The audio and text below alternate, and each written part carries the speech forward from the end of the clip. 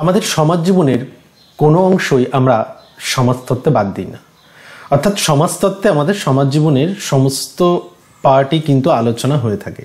আজকের এই আলোচনাতে তোমরা অলরেডি দেখে নিয়েছো যে আমাদের সমাজের বা আমাদের প্রত্যেকটা ব্যক্তির একটা গুরুত্বপূর্ণ একটা পার্ট নিয়ে আমরা আলোচনা করতে চলেছি, যে আমাদের সমাজের গুরুত্বপূর্ণ একটা পার্ট হচ্ছে হেলথ, স্বাস্থ্য। আমরা স্বাস্থ্য এবং মেডিসিন বা হেলথ এবং মেডিসিন বা স্বাস্থ্য এবং ওষুধ বা ঔষধি যেটাই বলি না কেন, তার সমাজতাত্ত্বিক দৃষ্টিভঙ্গি আজকে আমরা আলোচনা করতে চলেছি। Sociology of health and medicine, এটা ক্যালকাটা ইউনিভার্সিটিতে যারা সিক্স সেমিস্টারে রয়েছে এবং যারা ডিএসসি পেপার হিসেবে ডিএসসি B3 পেপার হিসেবে চয়েস করেছো তাদের পড়তে হবে। তাহলে sociology of health and medicine, অর্থাৎ আমাদের সমাজের এই স্বাস্থ্য এবং ওষুধ এর সমাজতাত্ত্বিক দৃষ্টিভঙ্গি আমরা এই পেপারটিতে পড়ব। এই পেপারটিতে কি কি আলোচনার জায়গা আছে বা কি কি জানার জায়গা আছে, এই পেপারটি যারা নিয়েছো তারা আমাদের সোশিওলজি অফ হেলথ এবং মেডিসিন বা যেটাকে আমরা মেডিকেল সোশিওলজি বলে থাকি, তার সোশিওলজিক্যাল পার্সপেক্টিভটা কিন্তু ভীষণ ক্লিয়ার হয়ে যাবে। আমরা প্রথমেই দেখে নিই যে সিলেবাসে কি কি আছে এবং আজকের ভিডিওতে আমরা এই সোশিওলজি অফ হেলথ অ্যান্ড মেডিসিনে কি কি আলোচনা হয়, যাদের এই পেপারটি নেই তারাও দেখতে পারো। একটা এই সোশিওলজি অফ হেলথ অ্যান্ড মেডিসিনে কি আলোচনা হয় সে সম্পর্কে একটা ধারণা তৈরি হবে। পরে তোমাদের এই পেপারটি না থাকলেও একটা বেসিক নলেজ তৈরি করা কিন্তু ভীষণ প্রয়োজন, কারণ সোশিওলজির খুব গুরুত্বপূর্ণ একটা পার্ট হচ্ছে কিন্তু sociology of health and medicine, যেটা কন্টেম্পোরারি সময়ে প্রচুর রিসার্চ হচ্ছে, এটা নিয়ে প্রচুর গবেষণা হচ্ছে এবং এই যে সেক্টরটা এটা কিন্তু ভীষণ এমার্জিং বা খুব সময়ের সঙ্গে সঙ্গে আমরা এর ডেভেলপমেন্ট দেখতে পাচ্ছি, নতুন নতুন রিসার্চ আসছে এবং এই পার্টটা কিন্তু সমাজতত্ত্বের অন্যান্য ইউনিভার্সিটির সিলেবাসেও কিন্তু এক করে কানেক্ট করা হচ্ছে, যেটা এখন শুধুমাত্র কিন্তু আমরা কলকাতা ইউনিভার্সিটির সিলেবাসেই দেখতে পাচ্ছি। এছাড়াও অন্যান্য বেশ কিছু ইউনিভার্সিটিতে আছে, কল্যাণী বিদ্যাসাগর ইউনিভার্সিটি, এই দুটো পার্টে আছে কিন্তু সেগুলো পড়ানো হয় না, সেগুলোর বদলে অন্য কোনো পেপার ডিএসসিতে যেহেতু অপশান থাকছে অন্য পেপার পড়িয়ে দেওয়া হয়। তো যাই হোক, আমরা শুরু করি যে কি কি আছে দেখে নিই। তাহলে প্রথমে আমরা দেখব যে উৎপত্তি আর বিকাশ। উৎপত্তি কিভাবে হলো এবং এর বিকাশ কিভাবে ঘটলো, এবং সেখানেই আমাদের দেখতে হবে অরিজিন অ্যান্ড ডেভেলপমেন্ট। অরিজিন কোথা থেকে হয়েছে আমি একটু বলে দিই ছোট করে, যে স্বাস্থ্য সমাজতত্ত্ব মেডিকেল সোশিওলজি মূলত 20 শতকের মধ্যভাগে বিকশিত হয়। মানে যখন গবেষকরা লক্ষ্য করেন যে স্বাস্থ্য, অসুস্থতা, চিকিৎসা এগুলো শুধুমাত্র জীববৈজ্ঞানিক বিষয় নয়, এগুলো সমাজের একটা গুরুত্বপূর্ণ দিক। হ্যাঁ, হেলথ তো আমাদের সমাজের একটা গুরুত্বপূর্ণ দিক এবং সেই হেলথকে কন্ট্রোল করছে মেডিসিন, সেটা একটা গুরুত্বপূর্ণ দিক। তার ফলে ওই সময়ের পর থেকে কিন্তু ধীরে ধীরে 20 শতকের মধ্যভাগ থেকে আস্তে আস্তে কিন্তু এই পার্টটা বিকশিত হতে শুরু করলো এবং এখানে বেশ কিছু তাত্ত্বিকদের কথা আমাদের জানতে হবে, যেমন ট্যালকার্ট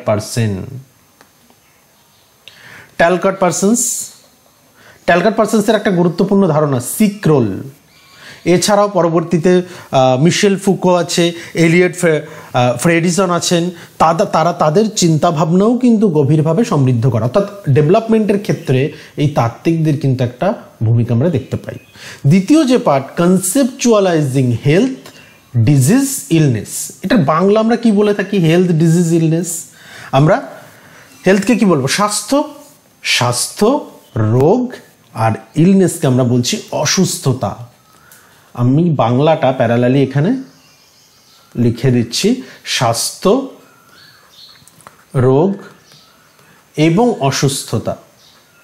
ওকে, তাহলে এই যে এর যে ধারণা, আমরা স্বাস্থ্য বলতে কি বুঝি? স্বাস্থ্যকে এখন কেবলমাত্র রোগমুক্ত অবস্থা হিসেবে বোঝানো হয় না। হুয়ের মতে, মানে ওয়ার্ল্ড হেলথ অর্গানাইজেশন বলছে একটা পূর্ণাঙ্গ শারীরিক, মানসিক এবং সামাজিক সুস্থ অবস্থাই হচ্ছে স্বাস্থ্য। তো সেক্ষেত্রে রোগ হলো, আবার আমরা রোগের কথা যদি বলি, ইলনেস, রোগ কি? রোগ হচ্ছে চিকিৎসাগত বা চিকিৎসাবিদ্যাগত একটা সমস্যা, আর অসুস্থতা এর একটা পার্ট আমরা বলতে পারি। অর্থাৎ আমরা এখানে বলতে পারি যে অসুস্থতা হলো ব্যক্তির একটা অনুভব। অর্থাৎ এই তিনটির যে বেসিক পার্ট সেটা আমাদের জানতে হবে, হেলথ, ডিজিজ অ্যান্ড ইলনেস।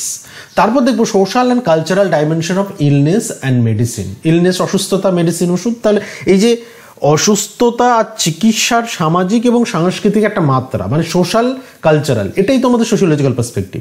আমরা হেলথকে বা রোগকে কিভাবে দেখছি, সোশ্যাল এবং কালচারাল পার্সপেক্টিভে, যে সেখানে সমাজের কি ভূমিকা থাকছে বা সেখানে কালচারের ডাইমেনশন বা সংস্কৃতির ডাইমেনশন প্রেক্ষাপট কি থাকছে সেটা আমরা এখানে দেখব, তাই তো? তাহলে একটা সমাজে স্বাস্থ্য আর রোগের যে ব্যাখ্যা, তার ক্ষেত্রে কি থাকছে, সেখানে সমাজ এবং সংস্কৃতির নিরিখে আলোচনা করা হচ্ছে।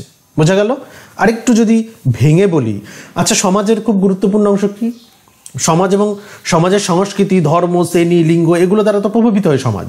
যেমন আমরা যদি বলি যে কিছু সমাজে মানসিক অসুস্থতাকে অভিশাপ বলে মনে করা হয়, চিকিৎসা পদ্ধতিও দ্বারা প্রভাবিত হয়। যেমন আমরা কেউ যদি বলি যে হোমিওপ্যাথিকেও বেশি প্রেফার করেন, কেউ অ্যালোপ্যাথি প্রেফার করেন, তাহলে এখানে সোশ্যাল আর কালচারাল ডাইমেনশন রয়েছে ইলনেসেরও, মেডিসিনেরও। কি মেডিসিন নেবে বা তার অসুস্থতাকে কেমনভাবে দেখবে, এটা সম্পূর্ণভাবে নির্ভর করছে সমাজ এবং সংস্কৃতির প্রেক্ষাপট। কোন সমাজে রয়েছে, কোন রীতিনীতির মধ্যে থাকছে, বা কোন কালচারে তার ধারণা ডেভেলপড হচ্ছে, তার উপরে বেস করে এই ইলনেস আর মেডিসিনের ধারণা একটা ব্যক্তির কাছে আসে। ওকে, 4 নম্বর যে পার্টটা খুব গুরুত্বপূর্ণ পার্ট, যে মেডিসিন অ্যাজ অ্যান ইনস্টিটিউশন। আমরা সমাজতত্ত্বে যেহেতু তোমরা এখন 6th সেমিস্টারে পড়ছো, তো সেক্ষেত্রে আমি ধরেই নেব যে ইনস্টিটিউশন, সমাজতত্ত্বে ইনস্টিটিউশনের ধারণা আমরা জানি, যে সমাজতত্ত্বে প্রতিষ্ঠান বলতে আমরা কি বুঝি। তাহলে মেডিসিন কি একটা প্রতিষ্ঠান? এবং medical ethics, what is this medical ethics? Ethics কি? আমরা রিসার্চের ক্ষেত্রে পড়েছি না, রিসার্চ এথিক্স, তাই তো? গবেষণার ক্ষেত্রে নৈতিকতার ভূমিকা, তাই তো? তাহলে মেডিকেলের ক্ষেত্রেও কিছু এথিক্স থাকে, অর্থাৎ নীতি থাকে, কিছু নৈতিকতা থাকে, যেগুলো একটা প্রত্যেকটি প্রফেশন, সেটা একজন ডক্টর হলে তার কিছু এথিক্স থাকে, একজন প্রফেসর তার কিছু এথিক্স থাকে, একজন রিসার্চার হিসেবে আমরা যখন ফিল্ডে গিয়ে কাজ করি আমাদের তখনও কিন্তু কিছু এথিক্স থাকে, অর্থাৎ কিছু নৈতিকতা যেগুলো আমাদের মেনে চলতে হয়। যখন আমরা সেই প্রফেশনে রয়েছি, সেই প্রফেশনের নিরিখে আমাদের সেগুলোকে মেনে চলতে হয়। তাহলে আমরা মেডিসিনের ইনস্টিটিউশনটা বলি, তারপর এথিক্সে যাব। মেডিসিন অ্যাজ এ ইনস্টিটিউশন কি? চিকিৎসা তো শুধুমাত্র মানে ব্যক্তিগত চিকিৎসকের কাজ নয়, এটা একটা সামাজিক প্রতিষ্ঠান, মানে এখানে কিছু নিয়ম আছে, কিছু গঠন আছে, কিছু নীতি আছে, তাই তো? তাহলে সে কারণেই আমরা এটাকে কি বলছি, মেডিসিন অ্যাজ এ ইনস্টিটিউশন হিসেবে দেখছি। অর্থাৎ চিকিৎসা এমন একটি সামাজিক প্রতিষ্ঠান যার সামাজিক নিয়ম আছে, যার কাঠামো আছে এবং নৈতিক বিধান আছে, অর্থাৎ নৈতিকতা আছে। ওকে, নৈতিকতা আছে। তাহলে এই যে মেডিসিন অ্যাজ এ ইনস্টিটিউশন বলছি কেন, তার নিয়ম, কাঠামো এবং নৈতিকতা আছে, সেই কারণে সেটা একটা ইনস্টিটিউশন। যেমন আমরা বিবাহকে একটা ইনস্টিটিউশন বলি, তাই তো? ধর্মকে একটা ইনস্টিটিউশন বলি। এই যে পার্টটা কেন, তাকে এই পরিপ্রেক্ষিতে বিচার করি আমরা ইনস্টিটিউশন বলি। তাহলে medicine as a institution, as an institution, এবং মেডিকেল এথিক্স হচ্ছে নৈতিকতা। কারণ প্রত্যেক চিকিৎসক রোগীর সম্পর্কের গোপনীয়তা রক্ষা, রোগীর সম্মতি নেওয়া, হ্যাঁ, এগুলো নৈতিকতার একটা অংশ। মানে পেশাদার আচরণ এই প্রতিষ্ঠানের একটা ভিত্তি। অর্থাৎ এখানে চিকিৎসক আর রোগীর সম্পর্কের ক্ষেত্রে একটা নৈতিক দায়িত্ব থাকে, মেডিকেল কিছু এথিক্স থাকে। ওকে, সেই পার্টটা কিন্তু আমরা এর মধ্যে দেখব যে মেডিকেল এথিক্স কি, সেটা একটা ব্যক্তি বা একটা রোগী এবং চিকিৎসকের সঙ্গে সম্পর্ক তৈরির ক্ষেত্রে কি ভূমিকা রাখে। ওকে, এটা গেল খুব বেসিক একটা আইডিয়া। এই পার্টটা আমরা জানলে আমরা বেসিক, আমাদের মেডিকেল সোশিওলজির বেসিক আইডিয়া আমরা পেয়ে যাব। Theoretical orientation. আচ্ছা, আরেকটা বিষয় বলে রাখি যে এই পেপারের ওপর কিন্তু কোনো বাংলা বই এখনো পর্যন্ত আমার নলেজে নেই। বাংলা বই কিন্তু মেডিকেল সোশিওলজির ওপর নেই, মানে খুব অল্প বিস্তর আলোচনাও কোথাও নেই। সুতরাং সম্পূর্ণটা কিন্তু এখানে ইংলিশ বইয়ের ওপরেই কিন্তু ডিপেন্ড করতে হবে। এবং সেক্ষেত্রে আমি এবছরে 6th সেমিস্টার স্টুডেন্টদের জন্য আমি একটা বাংলা স্টাডি ম্যাট বানিয়েছি এই সিলেবাসের উপর বেস করে। তো সেক্ষেত্রে আশা করছি সেটা যদি তোমরা ব্যবহার করো, সেটা যদি তোমরা নাও, তাহলে তোমাদের কিন্তু সুবিধা হবে। আশা করছি সেটা থেকে তোমরা হেল্প পাবে। তো এই বাংলা স্টাডি ম্যাটটা তোমরা যদি নিতে ইন্টারেস্টেড হও, তাহলে এই নম্বরে যোগাযোগ করে নেবে। আচ্ছা, এই নম্বরটাই তোমরা যোগাযোগ করবে। 86 95 26 53 15। এছাড়াও এটা তোমরা ডেসক্রিপশন বক্সে পেয়ে যাবে, আর যারা আগে থেকে ফলো করছে আমার নম্বরটা আছে, তোমরা আমার নম্বরে যোগাযোগ করে নিতে পারো। ওকে, এর উপর বাংলা স্টাডিমেট কিন্তু এবছরের পরীক্ষার জন্য ওভারঅল একটা সাজেস্টিভ একটা নোটস আমরা রেডি করেছি, যেটা হার্ড কপি পাঠানো হবে বাই পোস্টের মাধ্যমে, বাই কুরিয়ারের মাধ্যমে। তো সেক্ষেত্রে একটু সময় নিয়ে কিন্তু অর্ডার করতে হবে। সুতরাং এই মুহূর্তে যারা ভিডিওটা দেখছো তাহলে অবশ্যই ভিডিওটা দেখার পরে শেষ করে তোমরা স্টাডিমেটের জন্য যোগাযোগ করে নিও, কারণ হাতে পেতেও কিন্তু মিনিমাম 5 থেকে 7 দিন সময় লাগবে, কারণ আমরা যেহেতু পিডিএফ প্রোভাইড করি না, তো সেক্ষেত্রে পিডিএফ যেহেতু আমরা প্রোভাইড করি না, আমাদের হার্ড কপি পৌঁছাতে কিন্তু 5 থেকে 7 দিন সময় নেবে। সুতরাং পরীক্ষার আগের দিন কেউ প্লিজ ফোন করো না, হ্যাঁ, আমি কিন্তু হেল্প করতে পারবো না, মানে স্টাডিমেট দিয়ে হেল্প করতে পারবো না, অন্য যে কোনো হেল্পের জন্য ঠিক আছে, অসুবিধা নেই। চলো, theoretical orientation in health and illness, অর্থাৎ থিওরিটিক্যাল জায়গা কি? এখানে দেখো, সোশ্যাল, কালচারাল, ডিসকোর্স, ফেমিনিস্ট, আমি প্রত্যেকটার বেসিক জায়গা বলছি। এই ভিডিওটা শেষ পর্যন্ত দেখলে তোমার মেডিকেল সোশিওলজির এই যে সিলেবাস, এই সিলেবাসের বেসিক ধারণা কিন্তু ক্লিয়ার হয়ে যাবে। সোশ্যাল অ্যাপ্রোচ কি? সোশ্যাল অ্যাপ্রোচ মানেই সেখানে কি থাকবে? সেটা সামাজিক দৃষ্টিভঙ্গি, মানে এখানে এই দৃষ্টিভঙ্গি স্বাস্থ্য আর অসুস্থতাকে সামাজিক কাঠামো, মানে সোশ্যাল স্ট্রাকচার কিভাবে প্রভাবিত করে তার উপর বেস করে দেখা হয়। যেমন দরিদ্রতা, বেকার, অশিক্ষা, মনে করো নিম্ন শ্রেণী বা নিম্ন জাত ইত্যাদি মানুষের স্বাস্থ্যে একটা বড় প্রভাব ফেলে, তাই না? আজকে আমরা দেখছি যে বেকারত্ব, অশিক্ষা, দারিদ্রতা এগুলো সোশ্যাল অ্যাপ্রোচ, যেগুলো একটা হেলথের ওপরে দৃষ্টিভঙ্গি অনুযায়ী স্বাস্থ্যের ওপর কিন্তু একটা অন্যরকম প্রভাব ফেলে। যেমন শহরের বস্তিগুলোতে যদি আমরা দেখি, সেখানে জলবাহিত রোগে বেশি আক্রান্ত হয় মানুষ। কেন? কারণ তারা নিরাপদ, মানে তারা সঠিক পানীয় জল পায় না, মানে শুদ্ধ পানীয় জল পায় না। তাহলে সোশ্যাল অ্যাপ্রোচ বোঝা গেল যে সেখানে তাদের সোশ্যাল অ্যাপ্রোচ কি? সোশ্যাল অ্যাপ্রোচ থেকে বা সামাজিক দৃষ্টিভঙ্গি থেকে যদি দেখি, তাদের স্বাস্থ্য বা অসুস্থতার কারণ হলো তাদের থাকার জায়গা। আবার অনেক ক্ষেত্রে কি? বেকারত্ব, অশিক্ষা, নিম্ন শ্রেণী, নিম্নজাত, মানে তাদের স্বাস্থ্য সম্পর্কে বেসিক স্বাস্থ্যের যে বেসিক ধারণা সেটা নেই। অনেক সময় তারা অস্বাস্থ্যকর পরিবেশ, অস্বাস্থ্যকর কাজকর্ম, অস্বাস্থ্যকর খাবার দাবার, এই সমস্ত কিছু কিন্তু একটা সোশ্যাল ডাইমেনশন আমাদের থিওরিটিক্যাল জায়গা থেকে। ক্লিয়ার? দ্বিতীয় যেটা কালচারও গুরুত্বপূর্ণ, কারণ প্রত্যেক সংস্কৃতির নিজস্ব রূপ, প্রত্যেকটা সংস্কৃতি, আমরা প্রত্যেকটা সংস্কৃতির কিছু নিজস্ব বিশ্বাস বা নিজস্ব প্রতিকারের একটা পদ্ধতি থাকে। আজকে আমরা এই যে আমাদের এখনো গ্রামের দিকে আছে যে জন্ডিস যদি হয়, এই জন্ডিস রোগের জন্য এখনো আছে যে একটা মালা পরানোর একটা রীতি। হ্যাঁ, শুনতে অবাক লাগলেও এটা কিন্তু এইভাবেই আগে রোগ সারানো হতো। হ্যাঁ, কিছু একটা মালা দিয়ে দেওয়া হতো এবং সেটা গলায় দিয়ে দেওয়া হতো, সেটা আস্তে আস্তে বড় হয়ে আস্তে আস্তে পা দিয়ে ওটা পড়ে যাবে সময়ের সঙ্গে সঙ্গে। তারপরে 5 থেকে 6 দিনের মধ্যে ওই মালাটা যত বড় হবে এবং ধীরে ধীরে জন্ডিস রোগটা চলে যাবে। মানে আমি বলতে চাইছি কি, বিভিন্ন কালচার এবং বিশ্বাস অনুযায়ী বিভিন্ন রোগের প্রতিকার কিন্তু আলাদা আলাদা, এটা কালচার অনুযায়ী হয়। হ্যাঁ, তারপরে এখনো রয়েছে বিভিন্ন জায়গায় রয়েছে যেখানে কবিরাজি ঔষধ, সেই কবিরাজি ঔষধের মধ্যে কিন্তু কবিরাজির জায়গাটাও কিন্তু আমরা বলতে পারি যে এর প্রতিকার তারা অন্যরকম ভাবে করে। তাহলে কোন রোগটি কার কাছে কি চিকিৎসা নিতে হবে সেটা কিন্তু সংস্কৃতি নির্ধারণ করে। যেমন আমাদের সামান্য ঠান্ডা, আমাদের যে কোনো সমাজে জ্বর মানে কি? ঠান্ডা গরম ব্যালেন্স বিঘ্ন হওয়া। আবার অন্য কোনো সমাজে এটাকে অভিশাপ বলে মনে করা হয়। তাহলে সংস্কৃতি স্বাস্থ্য চিকিৎসার ধরন নির্ধারণে একটা প্রভাব ফেলে। ক্লিয়ার? এবং কিভাবে প্রতিকার করবে সেক্ষেত্রেও। তৃতীয় যে ডিসকোর্সটা খুব ইন্টারেস্টিং একটা পার্ট, যে এই যে ডিসকোর্স অ্যান্ড পাওয়ারের কথা, ডিসকোর্সের বাংলা আমরা ভাষ্য বলি, এবং এই ডিসকোর্স অ্যান্ড পাওয়ারের কথা যখনই বলবো, তোমরা CC 13-এ পড়েছো মিশেল ফুকো। এই যে ফুকোর ধারণা, ফুকো হচ্ছে পাওয়ারের ধারণা দিয়েছিলেন। তার মতে চিকিৎসা ব্যবস্থা হলো একটা ক্ষমতা কাঠামো। কি করছে এই ক্ষমতা কাঠামো? এটা মানুষের শরীরকে নিয়ন্ত্রণ করছে, মানুষকে শৃঙ্খলিত করে তুলছে বলা যেতে পারে। ওকে, অর্থাৎ আমরা বলতে পারি কি, যে ফুকোর ধারণা অনুযায়ী চিকিৎসা একটা ক্ষমতার মাধ্যম। চিকিৎসা ব্যবস্থা মানুষের শরীর আর আচরণকে নিয়ন্ত্রণ করছে। মানে আধুনিক চিকিৎসা কেবলমাত্র সুস্থতা নয়, সামাজিক নিয়ন্ত্রণের একটা মাধ্যম হিসেবে দেখছেন। এবং চিকিৎসকরা কেবল রোগ সারান না, রোগ নির্ধারণে একটা ক্ষমতা রাখেন, পাওয়ারের কথা বলছেন এখানে। হ্যাঁ, যা চিকিৎসাকে একটা ডিসকোর্স হিসেবে বা ভাষ্য রূপে দেখিয়েছেন। ক্লিয়ার? ফেমিনিস্ট অ্যাপ্রোচ, এটা আরো একটা ইন্টারেস্টিং পার্ট, যে নারীবাদীরা এই সোশিওলজি অফ হেলথ বা মেডিসিনকে কিভাবে ব্যাখ্যা করছে। এবং ফেমিনিস্টরা বলছেন, আমরা তো জানি যে ফেমিনিস্টরা বরাবরই নারী আর পুরুষের সমান জায়গা দেখানোর চেষ্টা করেছেন এবং তাদের আলোচনার সূত্রপাতই যে এমন কিছু বিষয় বা সমস্ত ক্ষেত্রে নারীদের সমান অধিকার না পাওয়া, চিকিৎসা ক্ষেত্রেও তাই।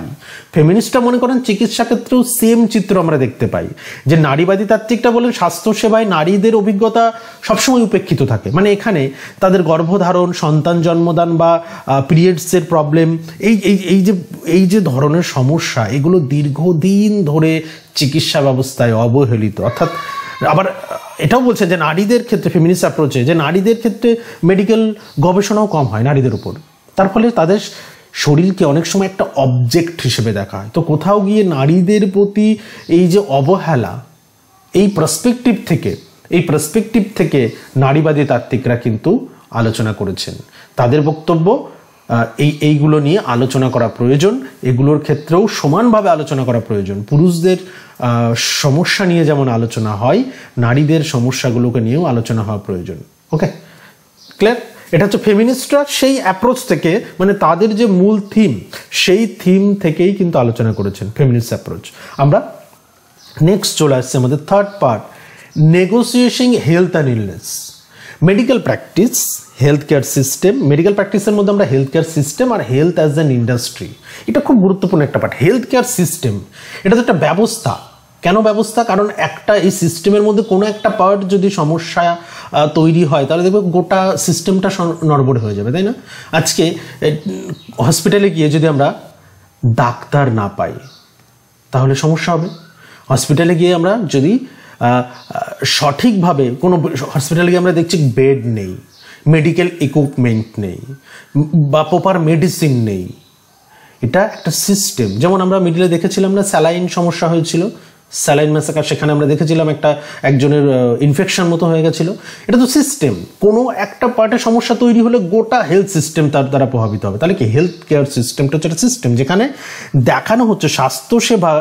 এখানে স্বাস্থ্যসেবা শুধুমাত্র এখন তো সরকারি ক্ষেত্রে নয়, বেসরকারি ক্ষেত্রে এটা বিশাল একটা মার্জিন, বিশাল একটা জায়গা তৈরি করেছে। কারণ আমরা সরকারি ক্ষেত্রে চাই যাদের কাছে একটু আর্থিক সক্ষমতা রয়েছে, তারা আমরা চেষ্টা করি বেসরকারি ক্ষেত্রে চিকিৎসা করানো, তার কারণ সেখানে বেটার হেলথ ফেসিলিটিস পাওয়া যাচ্ছে। এই যে হেলথ কেয়ার সিস্টেম, সেখানে ডেভেলপ হেলথ কেয়ার সিস্টেম দেখি, তাহলে হেলথকে একটা ইন্ডাস্ট্রি হিসেবে ব্যবহার করা হচ্ছে। যে প্রাইভেট ক্লিনিক, হসপিটালগুলি চিকিৎসাকে একটা শিল্প বা বাণিজ্যে পরিণত করেছে। হেলথ একটা ইন্ডাস্ট্রি হিসেবে দেখানো হচ্ছে, যে টোটাল হেলথ হচ্ছে একটা শিল্প হিসেবে। মানে আজকে চিকিৎসা শুধু সেবামূলক জায়গায় নয়, একটা শিল্প বা ব্যবসায় উঠেছে। প্রাইভেট হসপিটাল বলো, ওষুধ কোম্পানি, এই যে ওষুধ কোম্পানি রয়েছে, হাজার হাজার ওষুধ কোম্পানি, এবং সেই কোম্পানিগুলো বিভিন্ন ডাক্তারকে তাদেরকে কনভিন্স করিয়ে পার্টিকুলার ওষুধ প্রেসক্রাইব করা। এটা সেবার জায়গায় তো নেই শুধুমাত্র, এটা হেলথ এখন একটা শিল্প হিসেবে আমাদের সামনে কিন্তু এসেছে। হ্যাঁ, ওষুধ কোম্পানি, স্বাস্থ্য বিমা, আরেকটা গুরুত্বপূর্ণ জায়গা স্বাস্থ্য বিমা, হেলথ ইন্স্যুরেন্স। হ্যাঁ, হেলথ ইন্স্যুরেন্স একটা হিউজ বিজনেস করছে, ইন্ডাস্ট্রি, কর্পোরেট হাসপাতাল। তার ফলে এই যে এগুলো প্রত্যেকটা কিন্তু স্বাস্থ্য শিল্পে একটা ভূমিকা রাখে। রোগীদের অনেক সময় আর্থিক চাপও সহ্য করতে হয়, তাহলে হেলথ কেয়ার সিস্টেম সরকারি বেসরকারি ক্ষেত্রের জায়গা তৈরি হচ্ছে এবং হেলথকে একটা ইন্ডাস্ট্রি হিসেবে আমরা আমাদের সমাজ এখন দেখতে পাই। হ্যাঁ, যে কারণে দেখবে আজকে বারবার আমরা বিভিন্ন অ্যাডের মধ্য দিয়ে দেখছি আমাদের হেলথকে সিকিউর করার জন্য, যে কারণে বিভিন্ন ইন্স্যুরেন্স পলিসি এজেন্ট যারা রয়েছেন তারা কিন্তু হেলথ ইন্স্যুরেন্স করার কথা বলছেন। কারণ আমাদের ইনফ্লেশন রেট বেড়ে যাওয়া বা প্রত্যেকটা ক্ষেত্রে আমাদের এক্সপেন্সেস এত বেড়েছে, আমরা হেলথকে নিয়ে হেলথ ইন্ডাস্ট্রি এমন একটা জায়গায় গেছে যে সাধারণ মানুষের পক্ষে একটা বড় কোনো রোগ হলে, মধ্যবিত্ত পরিবারের পক্ষে সেই এক্সপেন্সেসগুলো মেনটেন করা খুব চাপের ব্যাপার, খুবই কষ্টের ব্যাপার। তো সেই কারণে আমরা দেখছি এখন কিন্তু এই হেলথ ইন্স্যুরেন্স বা স্বাস্থ্য বিমাও কিন্তু এই ইন্ডাস্ট্রির একটা বড় অংশ হয়ে উঠেছে।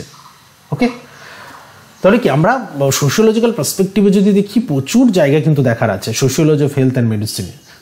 তারপর চলে আসি পাবলিক হেলথ। এই বিষয়টা বলে রাখি, যারা পরবর্তীতে যদি কেউ আমাদের সোশিওলজি থেকে কেউ হেলথ সেক্টরে যেতে চাও, মনে করো যে সোশিওলজি গ্র্যাজুয়েশন কমপ্লিট করে তোমরা এই যারা সোশিওলজি অফ হেলথ এই যে পেপারটি নিয়েছো, এই পেপারটিকে যদি একটু ভালো করে পড়ো এবং ভালো করে পড়ার পর পাবলিক হেলথের ওপর একটা কোর্স হয়, ডিপ্লোমাও হয় বা মাস্টার্সও করা যায় আই থিঙ্ক। হ্যাঁ, এই পাবলিক হেলথের ওপর কোর্স করা থাকলে তাহলে কিন্তু আমাদের হেলথ সেক্টরে অনেক জব রয়েছে, সেটা শুধুমাত্র পাবলিক হেলথ নিয়ে যারা পড়াশোনা করছেন, যাদের ডিগ্রি রয়েছে তাদের জন্যই। সোশিওলজি ব্যাকগ্রাউন্ডের জায়গাটা কাজে লাগবে, পাবলিক হেলথের জায়গাটাও কিন্তু কাজে লাগবে। তার ফলে সেটা কিন্তু হেলথ সেক্টর একটা জবের জায়গা তৈরি হয়ে যাবে। আমাদের পরিচিত অনেকজন রয়েছে যারা কিন্তু সোশিওলজি নিয়ে পড়ে হেলথ সেক্টরে কাজ করছেন। মানে আমাদের হেলথের ডাইমেনশনটা কিন্তু অনেক আছে। কলকাতা কেন্দ্রিক হসপিটালগুলো, বিশেষ করে কলকাতার যত সরকারি হাসপাতালগুলি রয়েছে, প্রত্যেকটা হাসপাতালে কিন্তু একজন করে কাউন্সিলরের প্রয়োজন হয় প্রতিটা সেক্টরে, প্রতিটা ডিপার্টমেন্টে। যেমন ব্লাড ব্যাংক কাউন্সিলর যদি বলি, সেই কাউন্সিলর পদের জন্য কিন্তু সমাজতত্ত্বের ছাত্রছাত্রীদেরকে গুরুত্ব দেওয়া হয়, এবং তার সঙ্গে যদি পাবলিক হেলথের উপর একটা কোর্স করা থাকে তাহলে তোমার হেলথ সেক্টরের জায়গাটা কিন্তু ওপেন হয়ে গেল। অনেকেই আছে যারা হেলথ সেক্টরে কাজ করতে চাও বা সহজে জব পেতে চাও, কারণ এখন জবের প্রচুর ক্রাইসিস। সেক্ষেত্রে এই জবগুলো কিন্তু 2 বছর বা 3 বছরের জন্য আপাতভাবে নিয়োগ হয়, কিন্তু পরবর্তীতে ওগুলো ওই টেম্পোরারি ভাবেই চলতে থাকে, কিন্তু এক্সটেন্ড হতেই চলে। তার কারণ এগুলোর কিন্তু কোনো মানে একবার ঢুকে গেলে কিন্তু আর সমস্যা হয় না। হ্যাঁ, আপাতভাবে মনে হতে পারে স্যার 2 বছরের জন্য, আমি দেখেছি কোর্সগুলো 2 বছর বা 3 বছরের জন্যই চুক্তি করে ওনারা, এমন নয়। ওরা কিন্তু দীর্ঘদিন তুমি ওই এক্সপিরিয়েন্সের উপর বেস করে কোনো প্রাইভেট সেক্টরেও কিন্তু জবের একটা জায়গা পেয়ে যাবে। আমি জাস্ট এই প্রসঙ্গে যেহেতু পাবলিক হেলথটা চলে আসলো আলোচনার মধ্যে, আমি বলে রাখলাম যে এই পার্টগুলো কিন্তু তোমরা অনেকেই জানো না। আমি সোশিওলজি নিয়ে কেরিয়ারের ওপর অলরেডি একটা ভিডিও বানিয়েছি, সেটা তোমরা দেখে নিতে পারো। আর এর মধ্যেই যেহেতু 12 ক্লাসের আমাদের রেজাল্ট আছে সামনেই, তো অনেকেই সমাজতত্ত্ব নিয়ে পড়ার ইচ্ছা প্রকাশ করবে, তারা জানতে চাইবে কেরিয়ার ওরিয়েন্টেশন কি আছে। তাদের জন্য আমি আরেকটা ভিডিও আবার নতুন করে বেশ কিছু আপডেট ইনফরমেশান নিয়ে আমি সেটাকে করতে চাইছি। তো তোমাদের যারা সমাজতত্ত্ব নিয়ে ভবিষ্যতে পড়তে চায়, তোমাদের ভাই বোন যারা রয়েছে, তাদেরকে ভীষণভাবে ইন্সপায়ার করো, কারণ এই মুহূর্তে দাঁড়িয়ে প্রাইভেট সেক্টরে জব পাওয়ার জন্য সোশিওলজি খুব ইম্পর্টেন্ট একটা সাবজেক্ট। অন্য কোনো সাবজেক্ট নিয়ে তো তুমি প্রাইভেট সেক্টরে যেতে পারবে না, তাহলে তুমি কেন অন্য কোনো সাবজেক্ট নিয়ে গ্র্যাজুয়েশন করবে? তোমার তো টিচিং জব তোমার প্রফেশন নয়, তাহলে টিচিং জবের দিকে তুমি যেতে চাইছো না, ন্যাক নেই, তাহলে তুমি সোশিওলজি নিয়ে তাদেরকে পড়তে বলো, কারণ এটার ক্ষেত্রে তোমার প্রাইভেট জবের ক্ষেত্রে একটা স্কোপ পাওয়া যায়।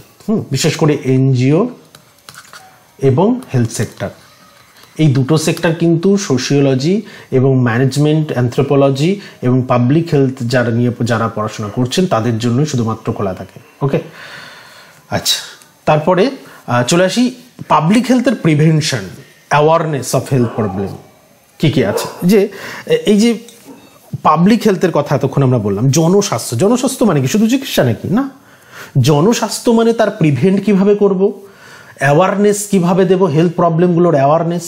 হ্যাঁ, অর্থাৎ টিকাদান করা, পরিচ্ছন্নতা অভিযান, স্বাস্থ্য শিক্ষা, বিভিন্ন ক্যাম্প করা, ক্যাম্পের মধ্য দিয়ে তাদেরকে বোঝানো। যেমন করোনা মহামারীর সময় এই ব্যবস্থা আমরা গুরুত্ব ভীষণভাবে দেখতে পেয়েছি, যে মানুষকে কিভাবে সচেতন করা, যে কিভাবে আমরা এই মহামারী থেকে বাঁচতে পারবো, তাই না? তাহলে প্রিকশনস নিয়ে চলার যে প্রতি মুহূর্তে সেটা মানুষের মধ্যে পৌঁছে দেওয়া, সেটা তো চলেছে, অ্যাওয়ারনেস অফ হেলথ প্রবলেম। তাহলে এটাই হলো পাবলিক হেলথ, যে জনস্বাস্থ্য মানে যখন একটা হিউজ সংখ্যক মানুষ যেটার দ্বারা প্রভাবিত বা যেটার দ্বারা যে রোগের দ্বারা সংক্রমিত হতে পারে, সেই রোগটা যাতে ছড়িয়ে না পড়ে আমরা অ্যাওয়ারনেস এবং প্রিভেনশনের মধ্য দিয়ে সেটা দেখাতে চাইছি। সরকারের তরফ থেকে হেলথ পলিসি, পরবর্তী নেক্সট পার্ট আসছে যে হেলথ পলিসি, অর্থাৎ স্বাস্থ্যনীতি। ভারত সরকার বিভিন্ন সময় স্বাস্থ্যনীতির রূপরেখা তৈরি করেছে। বেসিক্যালি আমরা বলতে পারি 1983-তে প্রথম আসে, তারপর আসে 2002, এবং পরবর্তীতে আমরা লাস্ট মনে হয় দেখেছিলাম খুব সম্ভবত 2017তেই ন্যাশনাল হেলথ পলিসি। এই নীতিগুলি কি? জনস্বাস্থ্য, প্রাথমিক চিকিৎসা কি হবে, স্বাস্থ্যের অবকাঠামোর উন্নয়ন কিভাবে হবে, বেসরকারি বিনিয়োগের বিষয়টা কিভাবে আসবে, অর্থাৎ সমস্ত কিছুর সমালোচনা বা সমস্ত কিছুর একটা পার্ট নিয়ে আলোচনা হয় এই হেলথ পলিসিতে বা হেলথ পলিসির বিভিন্ন পার্টগুলোতে। ওকে, তাহলে এই হচ্ছে মোটামুটি আমাদের একটা সাধারণ ধারণা দেওয়ার চেষ্টা করলাম সোশিওলজি অফ হেলথ অ্যান্ড মেডিসিনের। আশা করছি তোমরা মোটামুটি এখন ক্লিয়ার যে মেডিকেল সোশিওলজিতে কি আলোচনা হয়। এইবার আসছি কিছু বই, যারা মধু নাগলার এডিটেড একটা বই আছে, এই একটা বই আছে, এছাড়া মধু নাগলার আরও একটা বই আছে ইংলিশ বই, সেটাও কিন্তু দেখা যেতে পারে sociology of health and medicine, সেই বইটাও তোমরা দেখতে পারো, সেটাও রাওয়াত পাবলিকেশনেরই বই। আর যেটা এখানে দেখবে যে the social history of health and medicine colonial India, Routledge. Okay, এছাড়া এই বইগুলোর মধ্যে যেগুলো তোমাদের লাইব্রেরিতে অ্যাভেলেবেল রয়েছে নিয়ে একটা ধারণা তৈরি করতে পারো। আর আবারও বলছি যে এগুলোর মানে বাংলা বই, সোশিওলজি অফ হেলথ অ্যান্ড মেডিসিনের বাংলা বই এখনো পর্যন্ত কিছু নেই। হ্যাঁ, এখনো পর্যন্ত কিছু নেই। তোমরা যারা নোটস চাইছো তারা পেয়ে যেতে পারো আপাতভাবে পরীক্ষার হেল্পের জন্য। তার জন্য তোমরা ডিসক্রিপশন বক্সে দেওয়া নম্বর আছে, আমি আগেও মেনশন করে দিয়েছি, সেই নম্বরটাতে যোগাযোগ করে নিও। আর এই রিলেটেড আরও কিছু আলোচনার যদি তোমাদের প্রয়োজন হয়, কোনো টপিক নিয়ে যদি ভিডিও আনলে ভালো হয়, কোন টপিকটা তোমাদের এই মুহূর্তে পরীক্ষার আগে গুরুত্বপূর্ণ বা কোন টপিকটা তোমাদের হেল্পফুল হবে, সেটা তোমরা কমেন্ট বক্সে অবশ্যই জানিও। আর ভিডিওটা ভালো লাগলে অবশ্যই শেয়ার করে দিও। দেখা হচ্ছে পরের ভিডিওতে।